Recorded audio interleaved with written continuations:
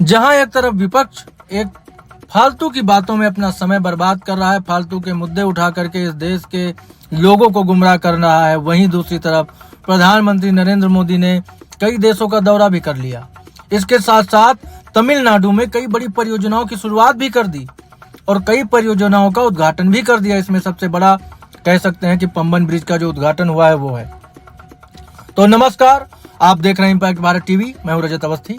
आज मैं आपको प्रधानमंत्री नरेंद्र मोदी के तमिलनाडु के दौरे में हुई बड़ी बड़ी परियोजनाओं के उद्घाटन और बड़े बड़े कार्यक्रमों की का पूरा विश्लेषण करके बताने वाला हूं और आपको बताऊंगा कि कितना बड़ा प्रोजेक्ट वहां पर अभी शुरू हो गया है।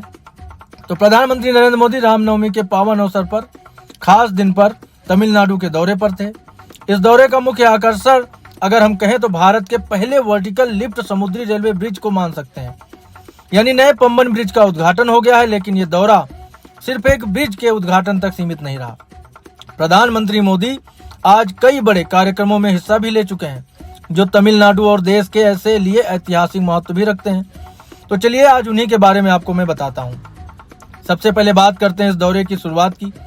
तो सुबह 11 बजे प्रधानमंत्री नरेंद्र मोदी श्रीलंका से अपनी यात्रा पूरी करके तमिलनाडु के रामेश्वरम पहुंचे।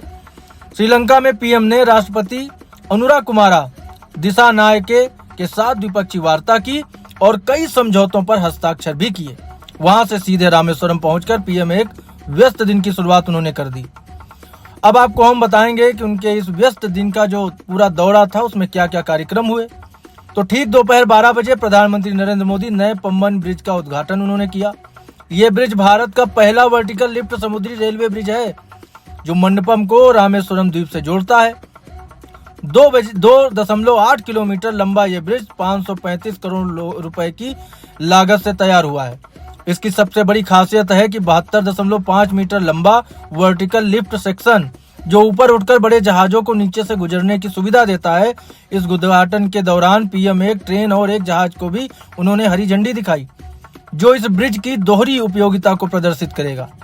यह ब्रिज पुराने पंबन ब्रिज की जगह लेगा जो 1914 में बना था और पिछले कुछ सालों से जर्जर हालत में था। 111 साल तक सेवा देने के बाद वाला पुराना ब्रिज अब इतिहास का हिस्सा बन जाएगा।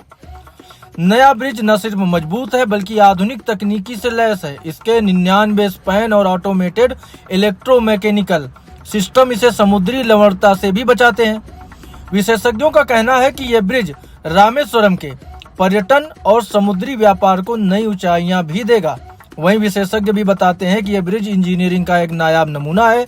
इससे रामेश्वरम की कनेक्टिविटी बेहतर होगी और यहां आने वाले तीर्थ यात्रियों की संख्या में भी इजाफा हो जाएगा। ब्रिज के उद्घाटन के बाद दोपहर लगभग 1:15 बजे प्रधानमंत्री नरेंद्र मोदी श्री रामानाथ स्वामी मंदिर पहुंचे। ये मंदिर हिंदुओं के 4 धामों में से एक है और भगवान शिव को समर्पित है। रामनवमी के इस खास दिन पर पीएम यहाँ पर पूजा अर्चना उन्होंने की। आपको बता दें कि इस मंदिर का रामायण से गहरा नाता है। मान्यता यह है कि भगवान राम ने यहाँ शिवलिंग की स्थापना की थी। पीएम का यहाँ आना न सिर्फ धार्मिक बल्कि सांस्कृतिक और राजनीतिक दृष्टि से भी अहम माना जाता है। ये पहली बार नहीं है जब प्रधानमंत्री मोदी इस मंदिर में आए हैं। जनवरी 2024 में भी वो यहाँ पर दर्शन करने के लिए आए थे जब अयोध्या में राम मंदिर का उद्घाटन होने वाला था। आज का दौरा रामनवमी के साथ जुड़ा रहा जो इसे और खास बनाता है। इस दौरान पीएम मंदिर के पुजारियों से मुलाकात भी उन्होंने की। मंदिर परिसर में उन्होंने काफी समय भी बिताया। मंदिर दर्शन के बाद दोपहर 1:30 बजे पीएम रामेश्वरम में एक जनसभा को संबोधित उन्होंने किया। इस दौरान उन्होंने 8300 करोड़ रुपए से अधिक की विकास परियोजनाओं का शिलान्यास और लोकार्पण भी किया। इसमें रेलवे, सड़क और बंदरगाह से जुड़ी कई बड़ी योजनाएं शामिल हैं। खास तौर पर रामेश्वरम से तांबरम यानी चेन्नई के बीच एक नई ट्रेन सेवा की शुरुआत की गई जो तीर्थ यात्रियों और स्थानीय लोगों के लिए बड़ी राहत लेकर के आई है। रेलवे की जो परियोजनाएं हैं वो 4500 करोड़ रुपए की हैं। सड़क की परियोजनाएं 2500 करोड़ रुपए की। बंदरगाह विकास में 1300 करोड़ रुपए की परियोजना का यहाँ पर शुभारंभ हुआ। इन परियोजनाओं से न सिर्फ तमिलनाडु की कनेक्टिविटी बेहतर होगी बल्कि रोजगार के नए अवसर भी पैदा होंगे। पीएम इस मौके पर अपने संबोधन में तमिलनाडु के लोगों को उन्होंने काफी संदेश भी दिया और उन्होंने बताया कि कैसे सरकार विकास को लेकर के आगे बढ़ रही है। यहाँ ये भी उल्लेखनीय है कि ये दौरा बीजेपी और AIADMK के बीच गठबंधन की अटकलों के बीच हो रहा है, जिससे इसकी राजनीतिक अहमियत और भी बढ़ जाती है।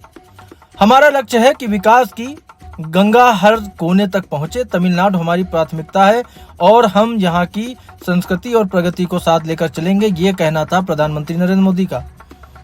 जनसभा के बाद दोपहर 3 बजे पीएम मोदी स्थानीय बीजेपी नेताओं और कार्यकर्ताओं से उन्होंने मुलाकात की।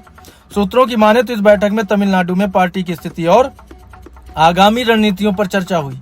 हाल ही में एआईएडीएमके नेता एडप्पाडी पलानीस्वामी और केंद्रीय गृह मंत्री अमित शाह की मुलाकात के बाद ये कयास लगाए जा रहे थे कि बीजेपी और एआईएडीएमके के बीच गठबंधन की बात फिर से शुरू हो सकती है। इस मुलाकात को इस दिशा में एक अहम कदम भी माना जा रहा है। ये दौरा धार्मिक और विकास के साथ साथ राजनीतिक दृष्टि से भी महत्वपूर्ण है। बीजेपी दक्षिण भारत में अपनी पकड़ मजबूत करना चाहती है और ये मुलाकात उसका एक अहम रोल अदा कर सकती है। सभी कार्यक्रमों के बाद शाम 4 बजे प्रधानमंत्री नरेंद्र मोदी रामेश्वरम से दिल्ली के लिए रवाना हो गए। यह दौरा भले ही कुछ घंटों का हो, लेकिन इसका असर लंबे समय तक देखने को भी मिलेगा।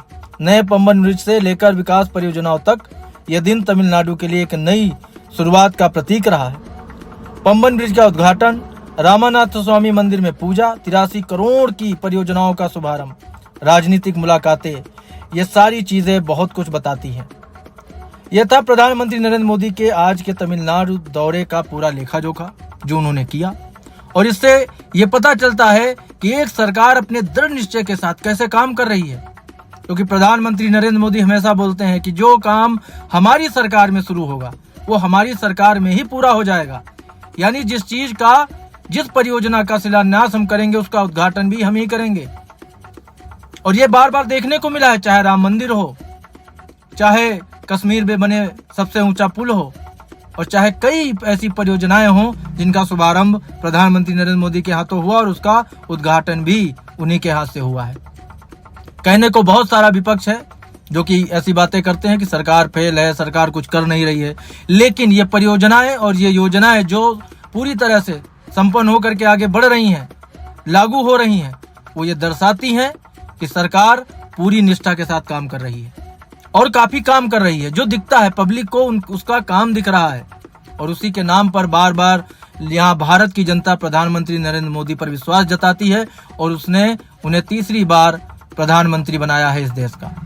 ये बड़ी बात है।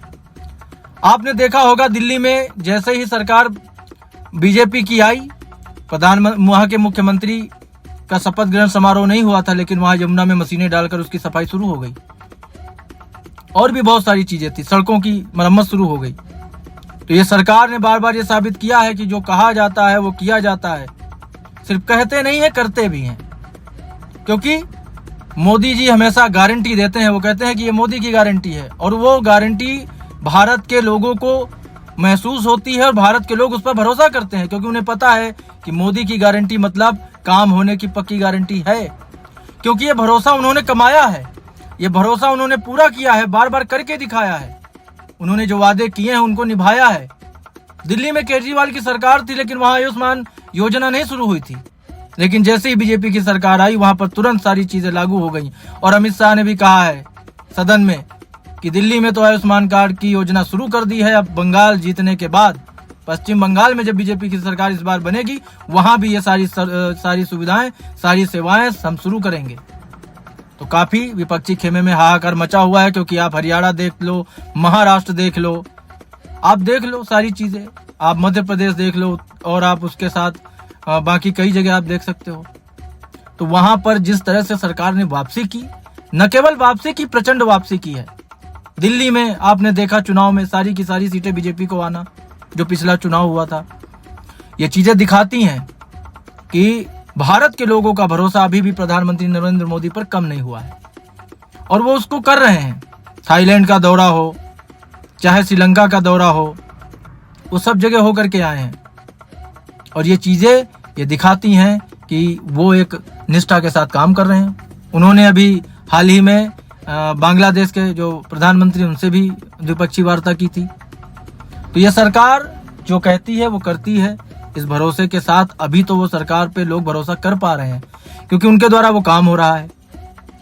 और विपक्षी कुछ भी कहे, विपक्ष है, उसका काम है आरोप लगाना, लेकिन सही मायने में विपक्ष के पास इस समय कोई ऐसा ठोस मुद्दा है ही नहीं जिस पर वो इस सरकार को घेर सके।